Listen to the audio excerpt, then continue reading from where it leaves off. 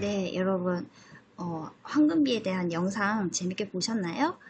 네, 이렇게 영상을 볼 때 영상을 그냥 보지 않고 이렇게 좀 키워드를 적으면서 메모하면서 보면 영상이 끝나도 영상의 내용을 잘 기억을 할 수가 있습니다. 선생님도 몇 가지 한번 적어봤는데요. 일단 우리가 아름다움을 느끼기 위해서는 그 어떤 사물이나 물체에 대해서 황금비라는 것이 숨어 있는 걸 알 수가 있었죠. 그렇죠? 그리고 그 황금비는 1대 1.618일 때 가장 이제 이상적이라고 하고, 이 비율은 이제 자연에서 왔다라는 내용의 영상이었어요. 예, 그래서 여러 가지 사례를 들어주면서 재밌게 보았는데, 오늘은 이 비에 대한 황금비가 나오잖아요. 비에 대해서 같이 알아보고 다른 사례를 통해서도 확인해 보도록 하겠습니다. 먼저 지에네모듬은 물 3컵과 포도 원액 2컵으로 포도 주스를 한 병을 만들었대요. 물의 양과 포도 원액의 양을 비교하는 방법을 알아봅시다. 되어 있어요.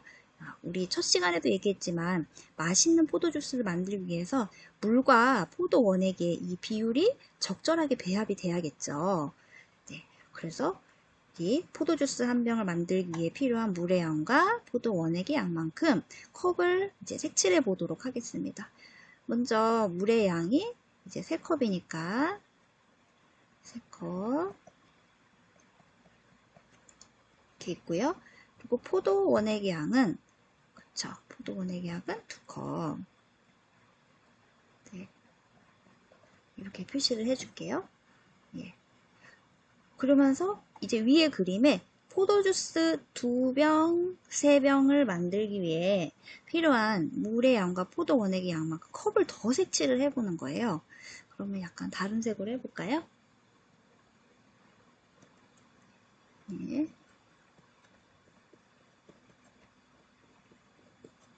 이렇게. 그리고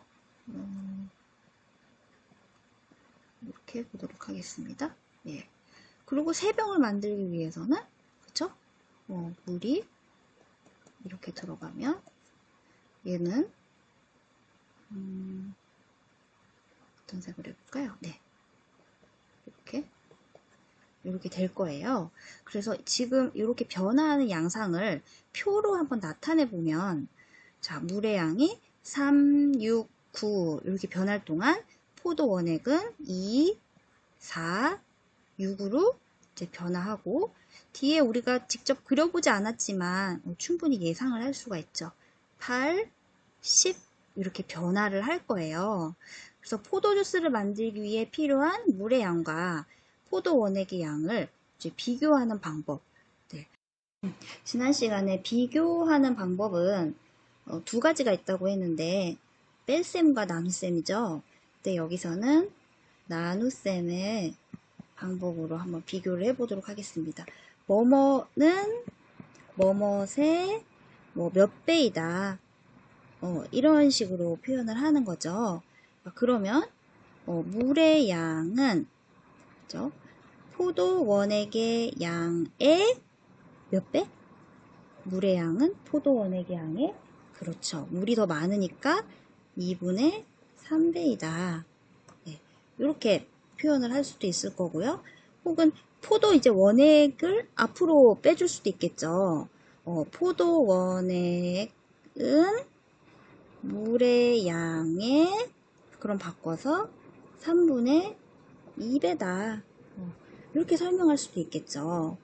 네, 그래서 오늘 이제 우리가 앞에서도 봤던 그 황금 비율에서 봤듯이 기호 땡땡 이걸 사용하는 거예요.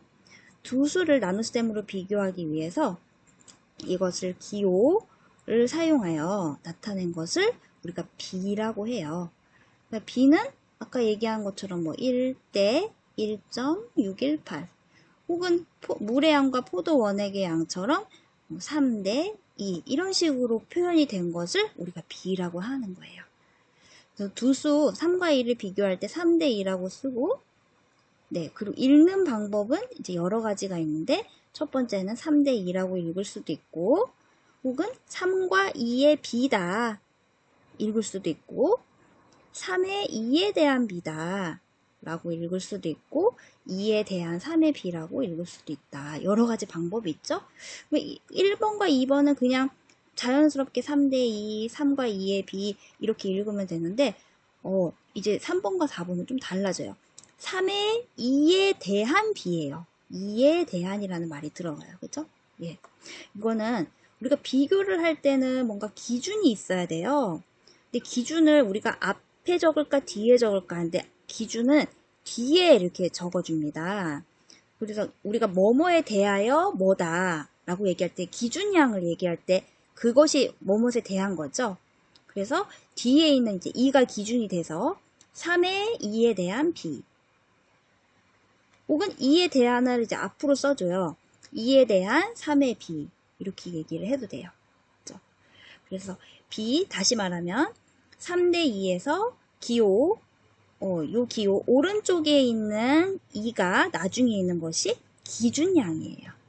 기준량이고 왼쪽에 있는 3은 비교하는 양이다. 그러면 한번 적용을 해볼게요. 여기 보면은 우리가 포도 원액의 양을 기준으로 하고 싶어요. 그러면 포도 원액의 양이 기준량이니까 뒤로 가야겠죠. 그렇죠? 요렇게. 그래서 3대 2가 되고요. 이게 포도 원액이 기준이 되는 거예요. 그죠? 예. 근데 내가 물의 양을 기준으로 삼고 싶어요. 물 기준으로 하고 싶다 그랬을 때는 물이 양이 뒤에 오는 거예요. 이렇게. 예. 그리고 기준을 나타낼 때는 무엇에 대한 말이 이제 들어가는 거죠. 예. 뒤에 가서 조금 더 살펴볼게요. 이번에는 알뜰시장에서 물건을 팔면 일정 금액을 기부를 할 수 있는데 슬기는 판매 금액 1,000원당 300원을 기부를 했대요. 그러면 기부 금액과 판매 금액을 이제 비교를 해볼 거예요. 그러면 1,000원당 300원을 기부했으니까 판매 금액에 대한 기부 금액의 비를 써보세요. 그러면 여기서 먼저 해야 될 거는 기준량을 찾아야 돼요. 그렇죠? 기준량을 찾아볼게요. 기준량이 어디 있나요, 지금? 그쵸?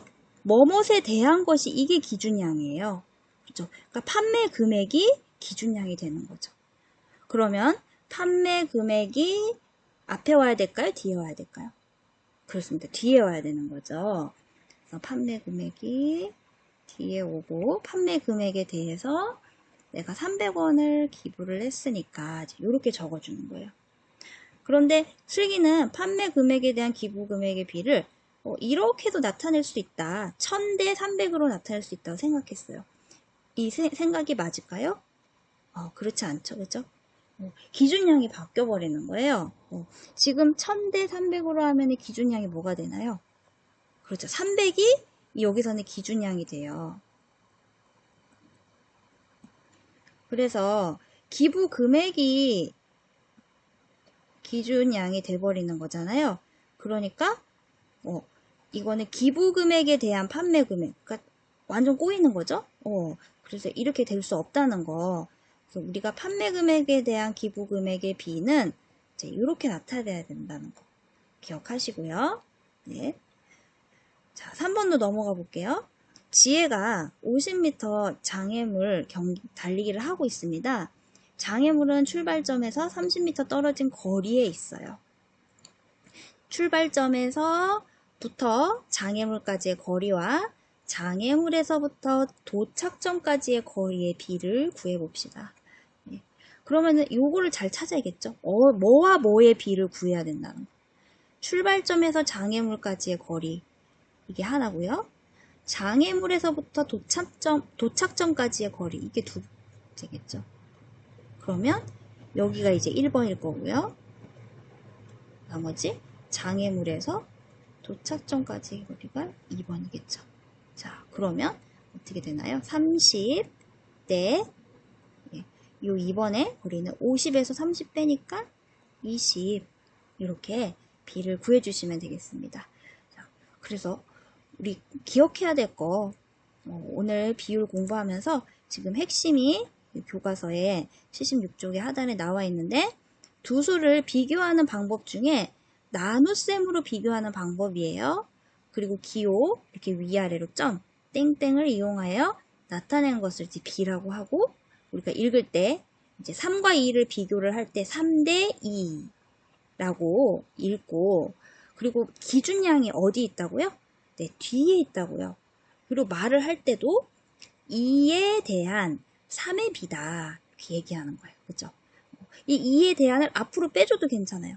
2에 대한 3의 2에 대한 b라고 해도 되고 2에 대한 3의 b라고 하는 거예요. 네, 그래서 우리가 비교를 할 때 기준량이 있어야 된다라는 거를 오늘 기억하시면